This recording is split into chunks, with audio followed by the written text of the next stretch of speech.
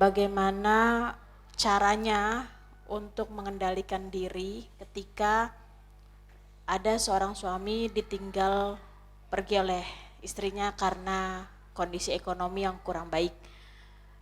Apakah bisa kita kategorikan bahwa si istri itu tidak beriman atau tidak bersyukur gitu Ustadz? Mohon penjelasannya. Terima kasih. Wassalamualaikum warahmatullahi wabarakatuh. Waliyadzubillah. Nasihat pertama untuk istri tersebut, nasihat kedua adalah untuk suami. Adapun nasihat pertama untuk wanita tersebut, pertama, sikap ini adalah sikap yang terkutuk dalam agama. Wanita seperti ini dilaknat oleh Allah Azza wa Jalla. Sekiranya Anda mati sebelum taubat dan minta maaf kepada Allah, Anda mati membawa laknat. Ini nomor satu. Nomor dua, kehidupan ini di atas keadilan. Ketika hari ini Anda tinggalkan seorang suami karena ekonomi, esok Anda pun akan ditinggalkan oleh orang lain dengan alasan yang lebih dari itu. Dan Anda tidak akan meninggal dunia sebelum Anda dapatkan hasil dari keburukan itu. Allah berfirman dalam Al-Quran, وَلَا يَحِيقُ الْمَكْرُ السَّيِّئِ إِلَّا بِأَهْلِهِ. Segala keburukan pada akhirnya akan menghantam yang bersangkutan. Ini dua nasihat bagi wanita tersebut. Nah, adapun nasihat untuk si suami, boleh jadi wanita ini adalah wanita yang berbahaya untuk esok dan lusa bagi Anda. Karena bahwa dia meninggalkan Anda dengan alasan ekonomi, menunjukkan dia bukan wanita baik-baik. Daripada besok dia pinjam rentenir puluhan juta untuk menjadi beban Anda dan Anda nggak mampu sehingga Anda penjara, baguslah dia pergi. Agar dia tidak menjadi masalah yang lebih besar bagi Anda. Kepergiannya masalah, betul. Tapi mungkin keberadaannya dengan Anda adalah masalah yang lebih besar. Masalah yang besar, iya. Bisa jadi besok lusa, dia minjam kepada rentenir, dan Anda lah yang menjadi jaminan. Bukankah itu masalah yang lebih besar? Kepergiannya adalah masalah, tapi mungkin untuk Anda tidak jatuh kepada masalah yang lebih besar.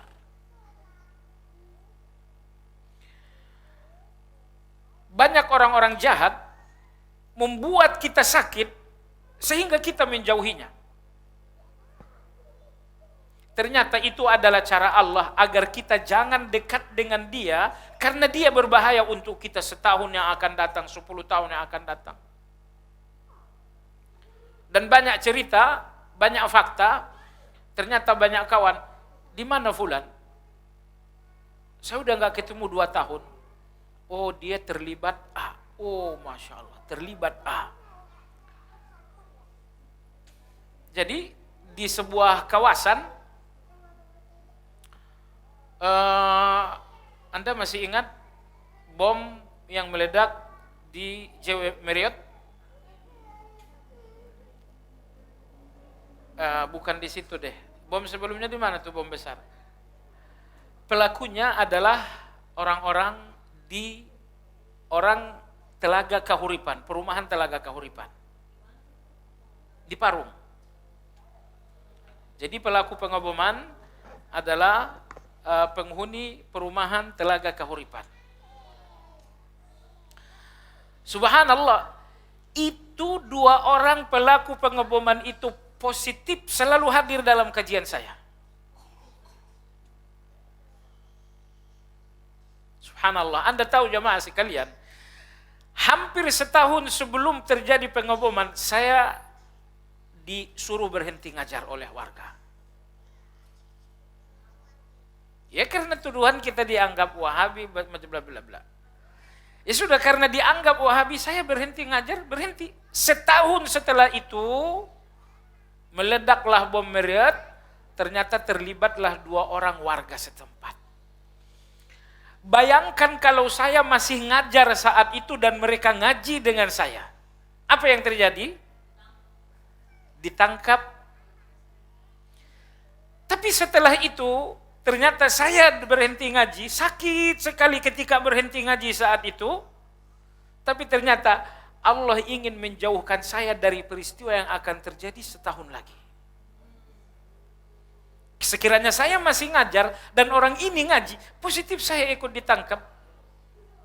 Tapi setahun sebelum peristiwa itu terjadi, saya dipecat, dihentikan ngajar, sehingga saya nggak lagi ada hubungan dengan mereka. Lalu mereka pun tertangkap dalam pengaboman tersebut. Bayangkan ketika saya di stop ngaji, saya sakit hati, terus terang. Saya sakit, tapi ternyata ini satu keburukan untuk saya tidak jatuh kepada keburukan yang lebih buruk lagi. Maka saya katakan, ini istri meninggalkan suami, satu keburukan. Tapi boleh jadi itulah cara Allah agar Anda tidak jatuh kepada keburukan yang lebih buruk. Kadang-kadang terjadi satu keburukan agar kita terhindar dari keburukan yang lebih